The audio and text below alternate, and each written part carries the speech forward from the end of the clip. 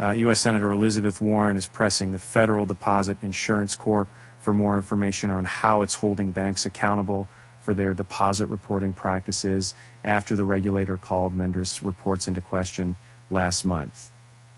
And Warren, who sits on the Senate Banking Committee, called on the agency to use its regulatory power to crack down on the banks and ensure they're reporting the uninsured deposit levels accurately. The Massachusetts Democrat asked the agency to answer a series of questions, including to identify the banks that have underreported their uninsured deposits, according to a letter to FDIC Chairman Martin Grunberg, seen by Bloomberg News. Given the importance of accurate reporting on uninsured deposits, it is critical that the FDIC use all of its tools to ensure that banks are meeting their requirements, Warren wrote in the letter co-signed by Representative Katie Porter, a Democrat from California. The banks that are inaccurately reporting uninsured deposits are making millions of dollars doing so while putting the entire banking system at increased risk without receiving even the lightest slap on the wrist.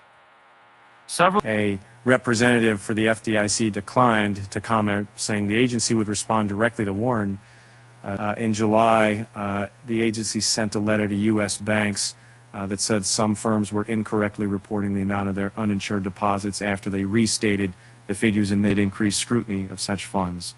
If a bank incorrectly restated the amount they have on their balance sheet, it's incumbent on the firm's chief financial officer or an executive performing a similar function to submit additional revisions, the agency said. Since the 2008 financial crisis, Warren has frequently drawn the ire of financial institutions for pushing for stricter regulations and oversight. The senator has criticized overdraft fees, for example, saying that big banks racked in billions from this abusive practice during the COVID-19 pandemic.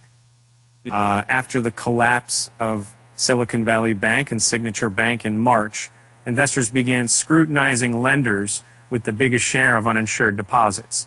Because such funds aren't protected by the FDIC, depositors are more likely to withdraw them in a crisis. In her letter, Warren said that there is no excuse for the bank's inaccurate reporting. The reporting requirements here are not new, nor are they confusing.